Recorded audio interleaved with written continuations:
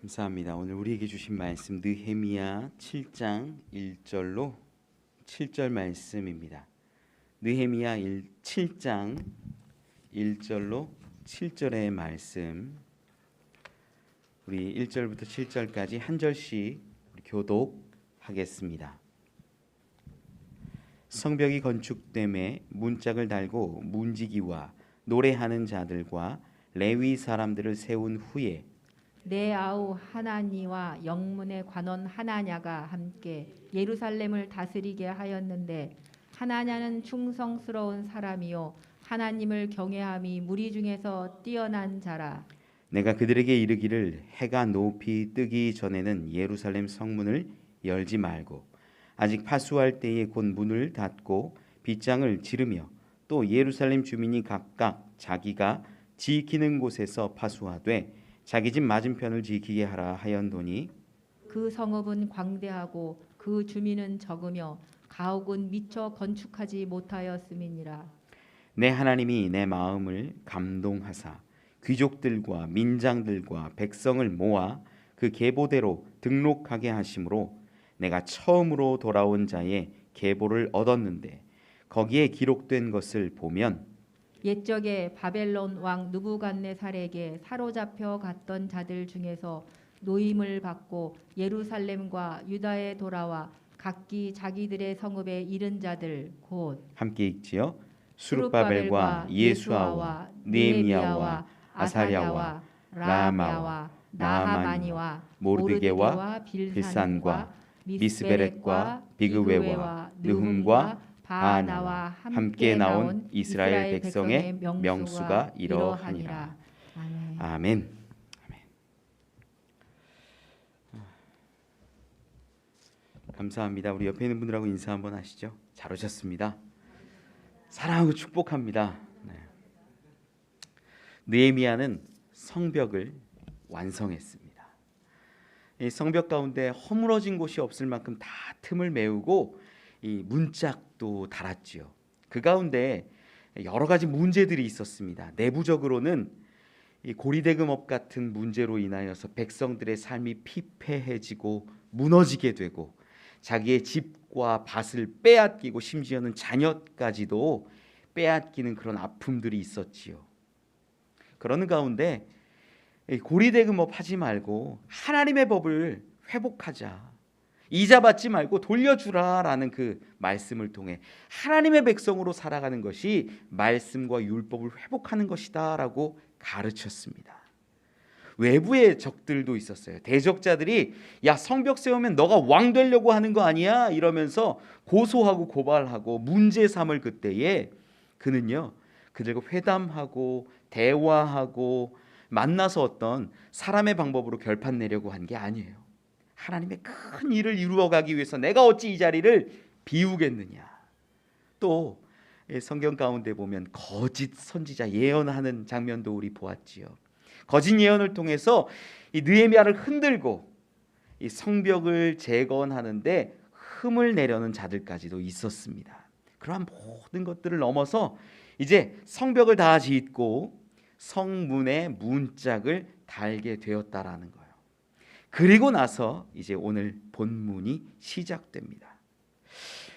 여러분, 이제 처음에 1차 귀환이 이루어지고 성전을 회복해요. 오랫동안 걸렸어요. 그 성전 건축도요, 너무 오래 걸리고 힘들었지요. 그리고 나서 에스라와 느헤미야를 통해서 이 성벽이 재건되어지고 이제 완공하는 자리인데, 이때 예루살렘 성이 완성되면 저들은 무엇을 하면 좋을까요? 과거에는 수치를 당하면서 하나님의 백성인데, 하나님의 자녀인데 예루살렘 성이 무너져 있는 채로 지냈고 성벽이 완성되지 않은 모습이었는데, 이제 그것들을 다 지으면 뭘 하면 좋을까요? 제도를 만들거나 어떤 기구나 기관을 만들고 거기에 맞춰서 조직하면 좋을 것 아닙니까? 그게 나라를 세우는 길일 수 있습니다. 그런데 오늘 본문 가운데서도 보았지만 그것이 중요한 게 아니라 하나님 나라는요, 사람을 세우는 데 있었어요. 느헤미야는 사람을 세웠습니다. 조직을 세우고 어떤 기구를 세워가지고 원칙과 법칙을 만드는 것이 아니라, 군사를 만드는 것이 아니라 사람들을 세우기 시작했다라는 거예요.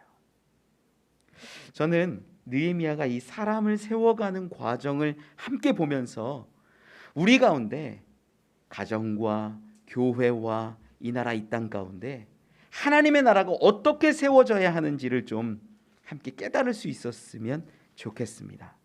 말씀을 보면 첫 번째는요, 레위인을 세웠다라는 겁니다. 우리 1절 말씀 같이 한 번만 읽어볼까요? 시작. 성벽이 건축됨에 문짝을 달고 문지기와 노래하는 자들과 레위 사람들을 세운 후에.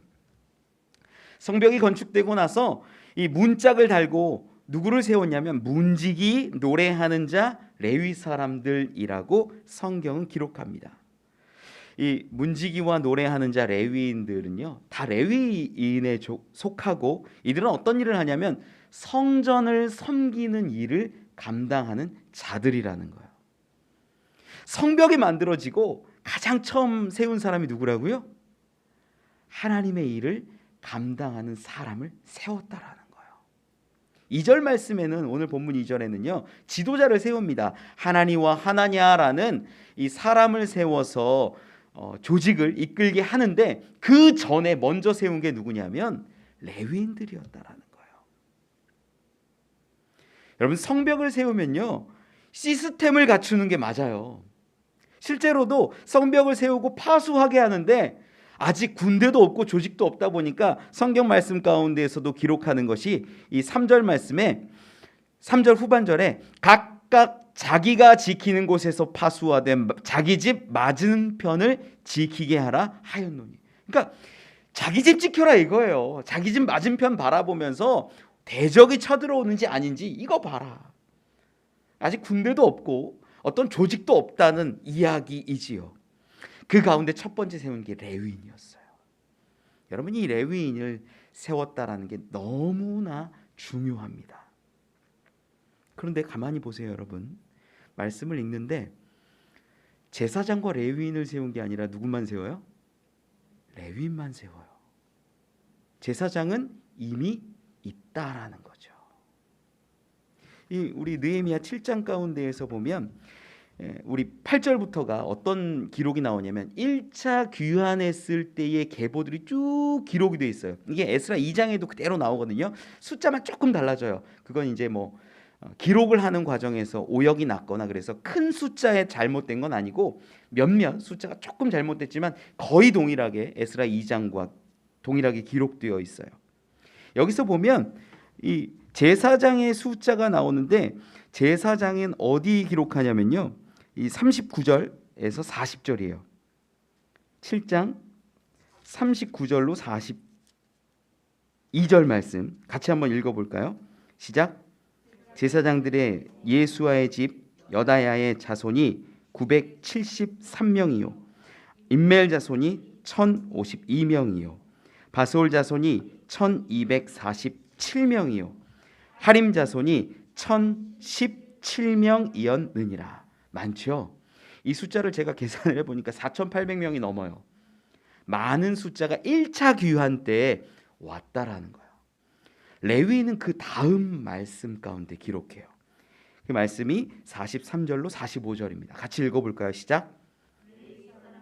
호디야 자손 곧 예수아와 감미엘 자손이 74명이요 노래하는 자들은 아삽 자손이 148명이요 문지기들은 살룸 자손과 아델 자손과 달문 자손과 악굽 자손과 하디다 자손과 소베 자손이 모두 138명이었느니라. 아멘. 이 숫자를 계산해 보면요 몇백 명 안 돼요. 제사장은 지금 4,800명이 넘는 숫자고요. 이 레위인들이 500명도 채 안 되는 숫자예요. 300 몇십 명 뭐 이렇게 나와요. 여러분, 성전에서 제사를 드리는 제사장의 숫자가 많아야 합니까? 아니면 레위인들이 더 많은 것이 합리적입니까? 레위인이 많은 게 일반이에요. 왜냐하면 레위 지파 중에서도 아론의 지파, 출애굽기 28장 우리 한번 찾아보죠. 출애굽기 28장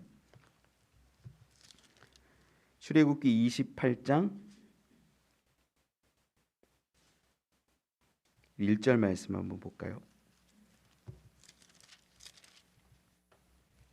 같이 읽어보죠. 시작. 너는 이스라엘 자손 중 내 형 아론과 그의 아들들 곧 아론과 아론의 아들들 나답과 아비후와 엘르아살과 이다말을 그와 함께 내게로 나오게 하여 나를 섬기는 제사장 직분을 행하게 하되. 아론의 지파 가운데에서만 뽑은 게 누구냐면 제사장이에요. 그 외에 레위 사람들은 뭐냐? 문지기나 노래하는 자나 뭐 성전의 기물을 옮기는 자나 다양한 그 직분을 주어서 일하게 했다라는 거예요. 그러면 여러분, 한 그 지파 가운데, 레위 지파 가운데 한 가문, 아론의 가문의 숫자가 많아야 정상입니까? 다른 숫자가 많아야 정상입니까? 다른 숫자가 많은 게 정상이라는 거예요.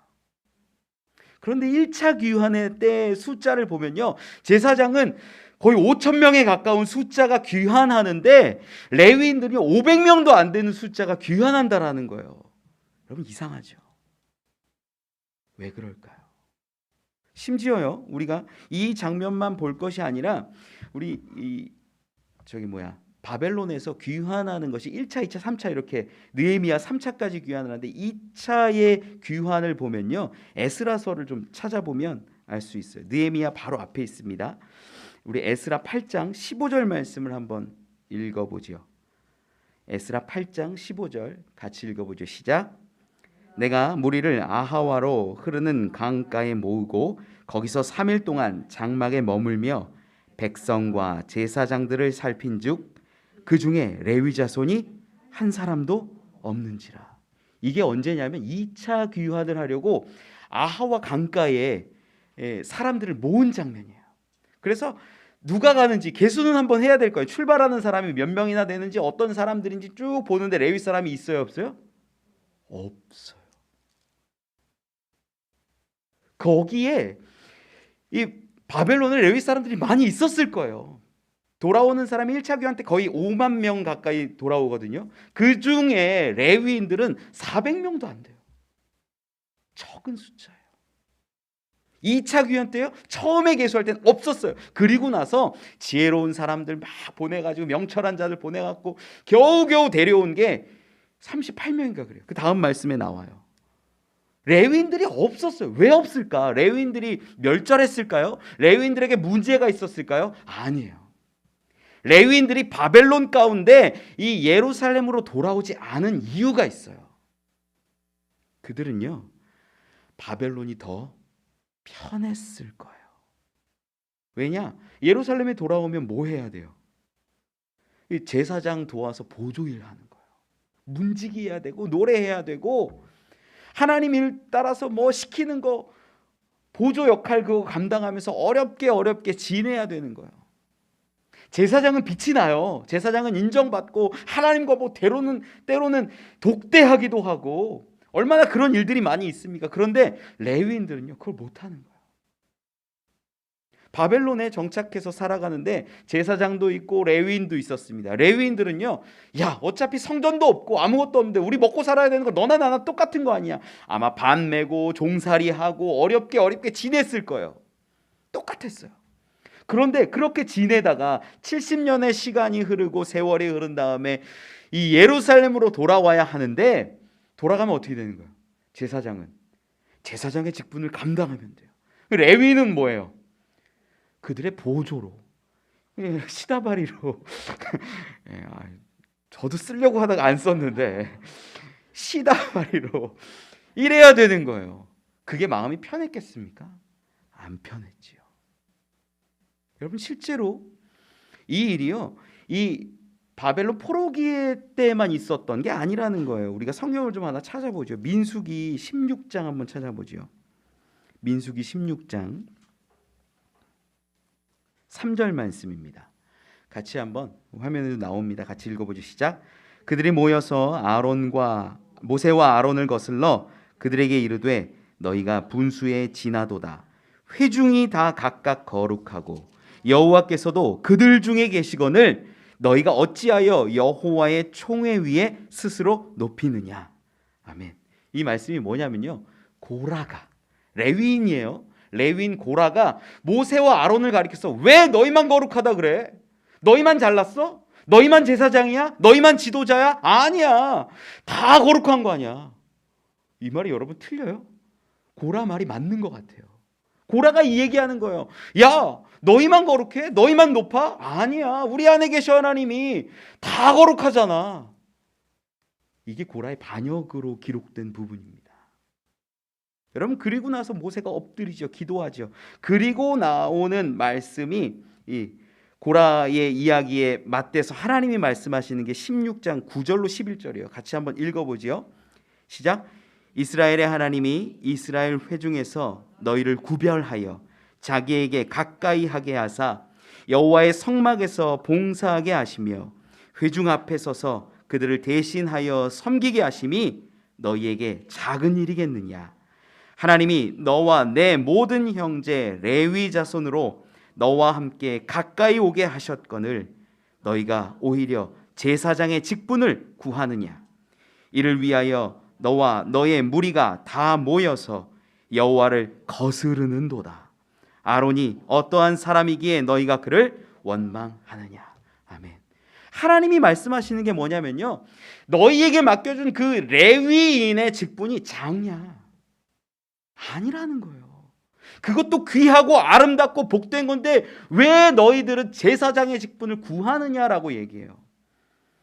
여러분, 우리는요 분명히 알아야 되는 게, 이 당시만 해도 바벨론의 포로기만 하더라도 제사장의 직분은 귀하고 좋은 거, 레위인의 직분은 그냥 말하는 뭐 보조의 역할하고 시다발의 역할하고 작은 자의 일이라고 생각하는데, 하나님이 보시기에는 그게 다 거룩한 거예요. 귀한 거예요. 복된 거예요. 그런데 사람들의 마음이 어떠냐면, 야, 그거 뭐 돌아가봤자 제사장한테 뭐 또 잘못하면 혼날 거고 굳이 뭐 그 일을 해. 안 하는 게 뱃속 편해. 바벨론이 나한테는 더 나아. 이런 마음들이 그 레위인들 가운데 들었을 거라는 거예요. 그러니까 자원하여서 돌아갈 사람을 뽑으니까 제사장은 5천 명에 가까운 사람이 있지만 레위인은 500명도 안 되는 숫자였어요. 두 번째 귀화할 때는 레위인이 자원한 사람은 한 명도 없었어요. 이 상황을 배경으로 보았을 때, 그러면 예루살렘 가운데 제사장은 얼마나 있었을까? 많았겠죠. 5천 명 가까운 사람이 와서 한 세대가 지나고 두 세대가 지나는 그 과정 가운데 수많은 사람들이 더 번창했겠지요. 레위인들은 어땠을까요? 번창할 수가 없는 거예요. 숫자 자체가 너무 적은 거예요. 기껏해야 400명 되는 인구로 무슨 레위인이 늘어날 수 있겠습니까? 여러분, 레위인들은요 자기에게 주어진 일들을 귀하게 여기지 않았다라는 것을 우리는 볼 수 있어요. 제사장은 하나님의 일을 감당하면서 좋은 것을 먹기도 하고 인정받는 것 같고 사람들의 존경을 받는 것 같은데, 레위인들은 늘 뒤치다거리만 한다라고 생각을 하는 거예요. 나는 싫어. 누군간 가겠지. 예루살렘에 가더라도 제사장을 돕는 자로서만 살아가야 하는 현실이 보였을 겁니다. 여러분, 하나님이 택하셨고 하나님이 부르셨고 구별하여 주신 하나님의 직분에는요 크고 작음이 없습니다. 다 귀하다라는 거예요. 그런데 그걸 거스르는 것이 반역이에요. 고라의 반역. 너희가 하나님을 거스르고 제사장 직분을 구하는 그것, 거스르는 모습 자체가 반역이 된다라는 겁니다. 레위인이 너무나 적었고 숫자가 미미했습니다. 하나님의 전을 세우며 하나님의 일을 감당해야 할 사람들이 너무나 적었어요. 그 자들 중에는 문지기도 없었고 노래하는 자도 없었습니다. 이 느헤미야 7장 1절만 보더라도요, 이 당시에는 제사장들이 있었고 제사의 직분을 감당했음을 우리는 추측할 수 있어요. 그런데 성문이 없기 때문에 그런지 문지기도 없었고 하나님을 찬양하고 노래하는 레위인들이 전혀 없었다라는 거예요. 여러분, 제사만 회복된다고 하나님 나라가 이루어질까요? 아니에요. 우리 한국 교회에 한 가지 연약함 중에 하나가 뭐냐면 예배만 집중해라, 예배만 성공해라, 예배가 가장 중요하다. 맞아요. 그런데 그 예배가 중요해지다 보니까 반대적으로 교회가 해야 할 일과 하나님 나라를 위하여서 섬기고 봉사해야 될 일들이 반대적으로 너무나 약해졌다라는 겁니다. 예배는 너무나 잘 드려요. 우리 큰 교회들 가보잖아요. 우리 주변에 있는 큰 교회들도 가보면요, 주일날에는 물밀듯이 몰려와요. 주차 자리가 없대요. 1부, 2부, 3부, 4부 예배 드려요. 꽉꽉 들어차요. 그런데 봉사합시다, 섬깁시다, 나눕시다, 하나님의 일을 감당합시다, 아픈 사람들을 위하여 기도합시다, 연약한 자들을 위하여 돌봅시다, 전도합시다 할 때 아무도 안 나온다라는 거예요. 하나님의 일을 하는 거에 대해서는 관심이 없어요. 예배만 잘 들으면 되지. 예배가 중심인 거예요. 여러분, 제사장은 많지만 레위인이 없었기에 그 성벽이 무너지고 성벽을 중수하지 못했다라는 것, 여러분 우리는 알아야 돼요. 여러분, 교회가 교회되기 위해서 물론 가장 중요한 게 예배입니다. 하나님을 복되게 하고 하나님의 노래, 하나님의 영광을 드러내는 것입니다. 그런데 교회가 그 지역 가운데 하나님의 나라를 이루기 위해서는 하나님의 일을 감당하는 사람들이 분명히 있어야 된다는 거예요. 여러분, 한국 교회는 예배는 있는 것 같지만 섬김이 사라진 지 오래예요. 교회에 동력이 없어요. 이제 교회 중에 김장하는 교회를 못 봤어요. 식당에서 싸움만 일어난대요. 주차장에서 다툼만 많아진대요. 섬김이 없고 하나님의 일을 감당하는 사람이 없습니다. 교회가 너무나 많은데 전도하는 사람들 없어요. 여러분, 저는 여러분들이 하나님의 일을 감당할 수 있는 레위인들이 되시기를 축복합니다. 이게 얼마나 중요한데요. 바벨론에 포로로 잡혀갔던 사람들은 레위인의 직분을 싫어했습니다. 감당하기를 원하지 않았어요. 여러분, 그런 사람들이 어쩌면 우리 가운데 달란트 비유 가운데 좀 드러나는지도 몰라요. 마태복음 25장에 보면 달란트 비유 이야기가 나와요. 5달란트 받은 자, 2달란트 받은 자, 1달란트 받은 자. 5달란트와 2달란트 받은 자는 그것 가지고 열심히 일을 합니다. 그래서 주인의 것을 2배로 불려요. 그래서 주인에게 칭찬받지요. 착하고 충성된 종이라고 인정받습니다. 그런데 1달란트 받은 자라 한번 생각해 보세요. 여러분, 1달란트 받은 사람이 어떻게 한 줄 아시죠? 달란트를 땅에 감추었다가 도로 주거든요. 근데 그 땅에 감추었을 때 한번 생각을 해보세요. 그가 그걸 미천 삼아서 자기를 위하여 장사했으면 돈을 더 잘 벌었을까요? 못 벌었을까요? 그걸 미천 삼아서 자기를 위해서 썼다면 정말 나쁜 마음 먹었으면 그거 갖고 도망가면 되고요. 그죠? 생각을 해보세요. 그거를 땅에 감추어 두지 말고 나를 위해 썼다라고 한번 생각해 보세요. 미천이 된다라면 장사가 더 편했을까요? 어려웠을까요? 편했을 거예요. 쉬웠을 거예요. 그런데 그거를 그는 묻어두고 자기에게는 아무것도 갖지 않은 채로 일을 하는데 누구를 위해 일해요? 주인이 아니라 자기를 위해 일하는 거예요. 내 먹을 것, 내 가족 먹을 것, 내 자녀 살려야 되니까, 내 자녀 부어줘야 되니까, 내 가족들 먹여 살리고 가르치고 입혀야 되니까 그거 위해서 열심을 내서 일을 했을까요? 안 했을까요? 미천도 없는데 했겠죠. 여러분, 이 말씀은요, 달란트 비유의 이야기는요, 중심이 뭐냐면 너의 인생, 너의 시간, 너의 물질, 너에게 준 그 모든 것 다 누구 거냐, 누구 위해서 살아야 되느냐를 가르쳐 주는 거예요. 그거를 땅에 묻어놓고 자기를 위해서 살아가는 사람들이 대부분이라는 거예요. 하나님의 일을 감당하기를 좋아하지 않아요. 레위인의 직분을 사랑하지 않아요. 하나님의 일이 아닌 나를 위해서, 내 육신을 위해서, 내 가족을 위해서, 내 자녀를 위해서 일하는 데는 열심을 내고 눈물을 쏟고 뼈가 빠지게 일하지만 하나님 나라를 위해서는 레위인의 직분을 결코 감당하지 않는다라는 거예요. 우리 안에 그 달란트, 하나님이 주신 달란트를 묻어놓고 내 삶을 열심히 살아가는 사람들이 얼마나 많습니까? 하나님이 마지막에 축복하고 저주하는 기준은요, 열심히 살았느냐가 아니에요. 나의 일을 했느냐라는 거예요. 너는 맡겨준 나의 일을 감당했느냐? 주님, 저는 묻어두었다가 주님 거 그대로 가져왔습니다. 저 먹고 살려고도 열심히 했습니다. 손이 다 부르텄고 물집이 잡혔고 굳은 살이 생겼습니다. 하나님, 제가 열심히 살아온 것 아시지요? 그런데 그에게 어쩌면 하나님은 저주하실 수도 있다라는 거예요.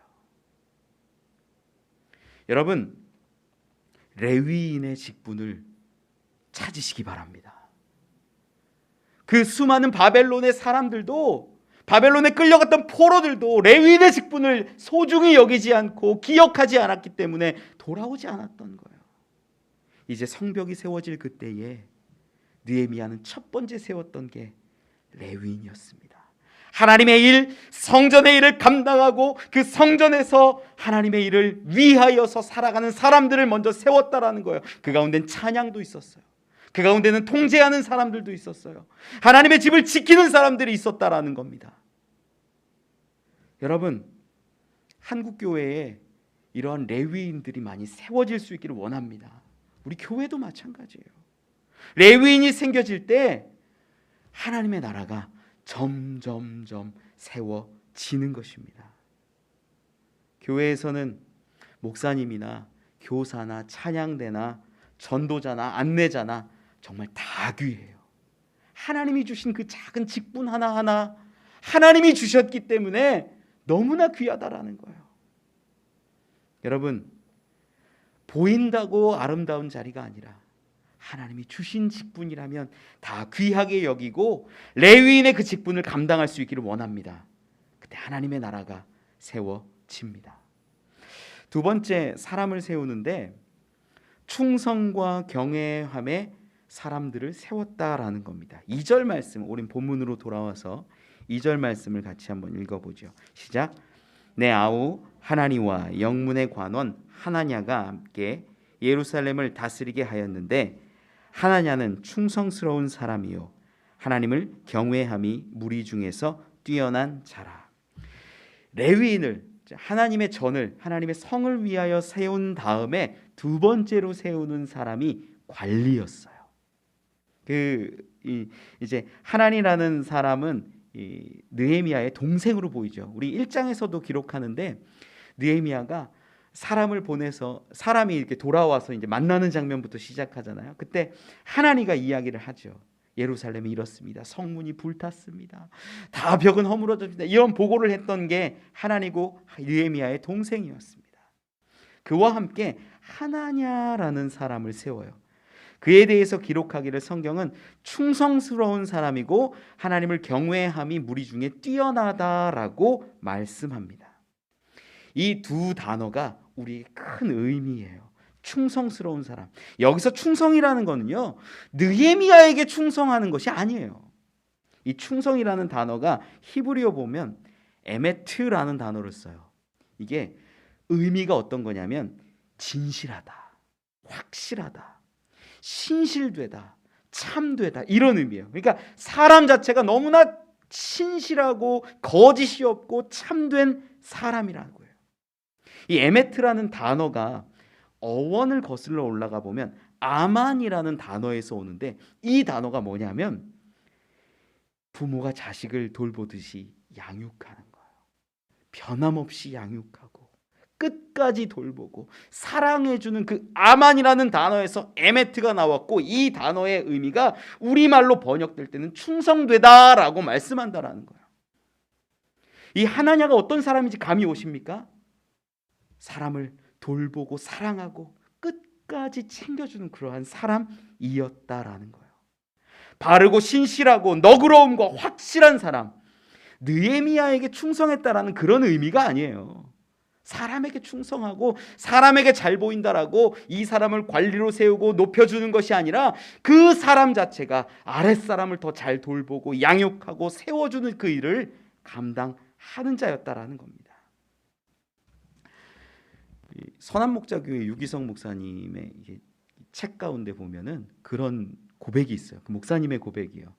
교회가 이제 점점 커지다 보니까 얼마나 많은 부서와 기관들이 있어요. 거기 사람을 세워야 되는데 사람을 세우는데 새벽에도 나오고 예배 안 빠지고 헌금도 분명하게 하고 모든 거 열심히 하고 이런 사람들을 저런 사람을 직분자로 세워야겠다 해서 직분도 주고 일도 시켰대요. 그런데 점점 교회가 문제가 막 생기는 거예요. 그분의 고백이에요. 그런데 그분이 마지막에 이야기하는 게 뭐냐면 그 목사님이 사람을 잘못 세웠다라는 거예요. 성경의 기준에 맞추어서 사람을 세웠어야 되는데 겉으로 드러나는 예배 잘하고 헌금 잘하고 출석 빠지지 않고 열심인 사람들을 세우면 교회가 잘 될 거라고 생각했다라는 거예요. 아니에요. 돌봄의 사람, 하나님 앞에 충성된 사람, 한 사람을 세울 수 있는 그러한 사랑이 있어야 관리가 될 수 있는 것이고 리더가 될 수 있다라는 것이지요. 여러분 사도행전 6장 3절 4절 가운데 보면 이 하나님의 사람을 세우는 장면이 나와요. 제가 보면 형제들아 너희 가운데서 성령과 지혜가 충만하여 칭찬받는 사람 7을 택하라. 우리가 이 일을 그들에게 맡기고 우리는 오로지 기도하는 일과 말씀 사역에 힘쓰리라 하니. 형제들에게 말하기를 칭찬받는 사람을 세우라는 거예요. 사랑받고 인정받고 돌볼 수 있는 사람, 섬겨줄 수 있는 사람, 양육할 수 있는 그러한 사람을 성령의 충만함 가운데 있는 사람을 세우라라고 권면하는 거죠. 여러분, 사람을 세우는데 가장 중요한 것이 넓은 마음으로 사랑하고 돌보고 인정해 줄 수 있는 사람을 세워야 한다라는 겁니다. 여러분 한 사람이 그런 사람이 되면요, 여러분에게 사람들이 붙어요. 그걸 동양에서는 덕이라고 얘기해요. 덕. 야, 덕이 있다. 사람들이 붙는 거예요. 섬겨주고 돌보고 사랑하는 사람. 그리고 하나냐에게 있었던 성품 중에 두 번째가 경외함이라는 것입니다. 경외라는 단어가 우리 많이 쓰는 야레라는 히브리어를 쓰는데 두려워하는 거예요. 누굴 두려워해요? 하나님을 두려워하는 거. 하나님을 두려워한다라는 것은 하나님의 존재를 인정한다라는 거예요. 하나님이 분명히 계시고 살아계시고 역사하시고 우주 만물을 창조하신 분이라는 걸 인정하고 그분 앞에서 두려워하는 모습이라는 거예요. 여러분, 성경에 지도자를 세우는데 하나님을 두려워하는 사람을 세웁니다. 교회도 마찬가지고 가정도 마찬가지고 이 땅도 사실은 마찬가지예요. 이념으로 사람 찍지 마세요. 투표할 때 됐을 때 투표 시즌이 아니니까 막 얘기할 수 있어요. 투표할 때요, 이념 갖고 찍지 마세요. 이념 중요한 거 아니에요. 그건 사람이 세운 것들이에요. 하나님을 두려워하느냐 두려워하지 않느냐를 바라보고 덕이 있느냐 없느냐 이런 것들을 보고 찍어야지 사람의 생각으로 찍지 마세요. 여러분, 교회 가운데는 어떠한 사람이 세워져야겠습니까? 사람을 돌볼 수 있는 사랑이 넘치는 충성된 사람, 그리고 하나님을 두려워하고 하나님을 인정할 수 있는 사람이 세워져야 한다라는 겁니다. 하나님을 두려워하면요, 부르실 때 아멘 하고 나가는 거예요. 우리가 수요일날 사무엘상 보다가 지난주부터 이제 조금 못 보고 있는데, 사울이라는 사람이 하나님이 부르실 때 수많은 방법으로 부르세요. 마지막에 백성들 앞에서 제비 뽑기로 부르실 때 그는 어디 있었습니까? 진보다리 사이에 숨어 있었다라는 거예요. 여러분, 그때 제가 그 장면을 설명드릴 때 이것이 교만이라고 말씀드렸어요. 하나님이 부르셨음에도 불구하고 네, 제가 나가겠습니다. 저를 부르셨으니 제가 응답하겠습니다. 아멘하고 나가는 것이 아니라 숨는 모습. 여러분, 그거 교만입니다.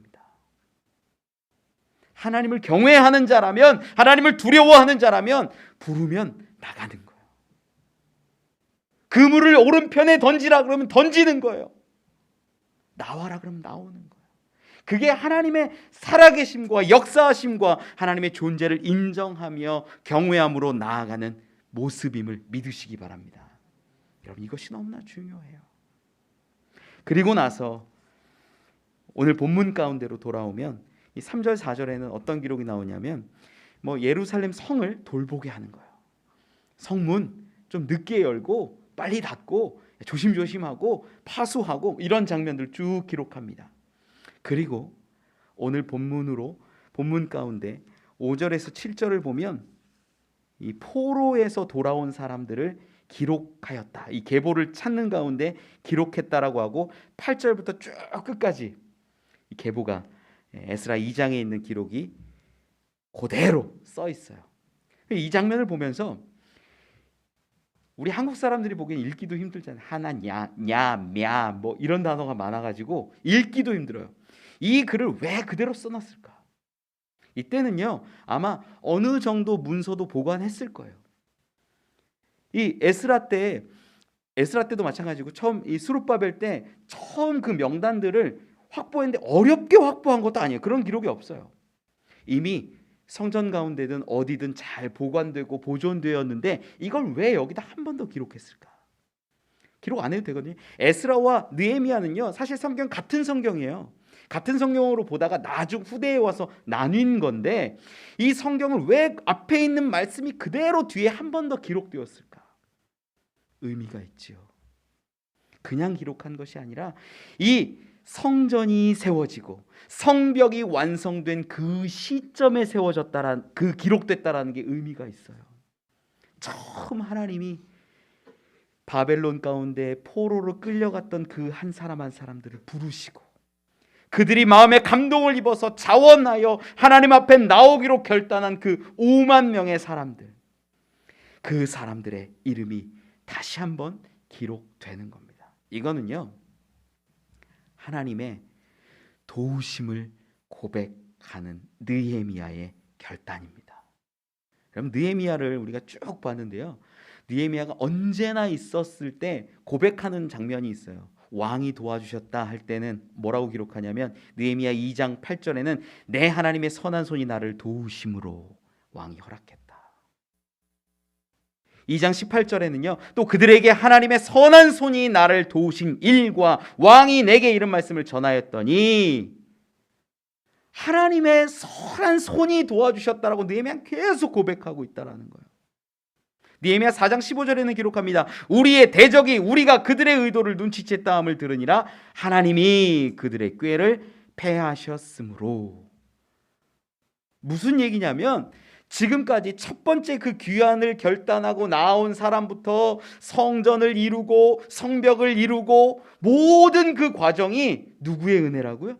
하나님의 은혜였다라는 것을 이야기하고 싶은 거예요. 그래서 첫 번째 기록할 때 그 결단으로 나온 사람들의 이름을 쭉 기록합니다. 이 글을 볼 때요 사람들은 어떤 마음이었을까요? 이때가 대략 몇십 년 흐른 뒤거든요. 한 세대나 두 세대, 한 세대 조금 더 지났을 때 거예요. 그때 글들을 보면서 느끼는 거예요.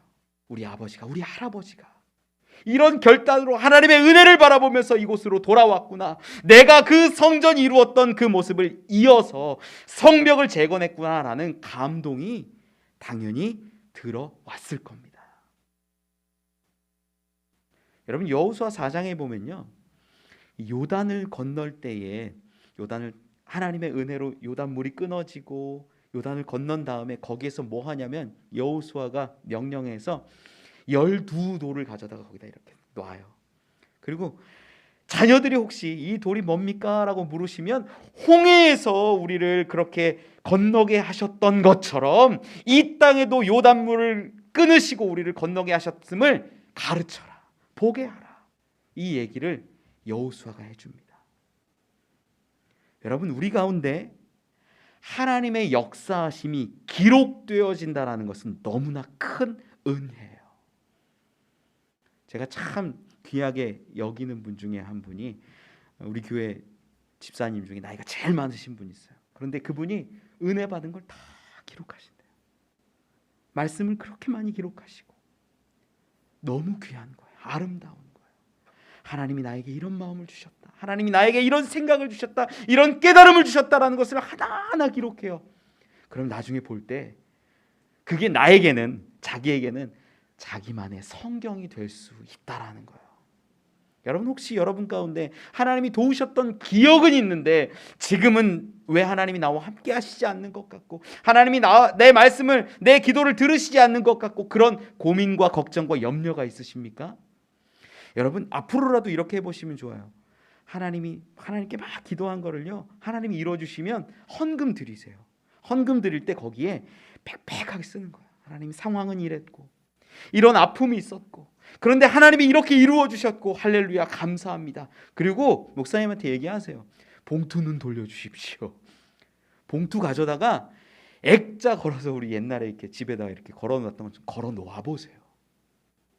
그러면 자녀들이 물을 거예요. 왜 봉투는 여기다 이렇게 헌금 봉투 내놨어요? 그때 네가 아팠을 때, 우리 가정이 어려웠을 때, 문제가 있었을 그때 하나님이 이렇게 도우셨음을 고백한 선포다. 하나님이 너와 함께 하심을, 나와 함께 하셨음을 믿어라라고 자녀를 가르치고 돌볼 수 있지 않겠습니까? 여러분, 하나님의 행하심을, 하나님의 은혜를 기억하십시오. 그것이 그 한 사람 한 사람을 세워가는 모습이었다라는 겁니다. 말씀을 맺습니다. 수많은 사람들이 자기가 생각하는 하나님 나라가 있어요.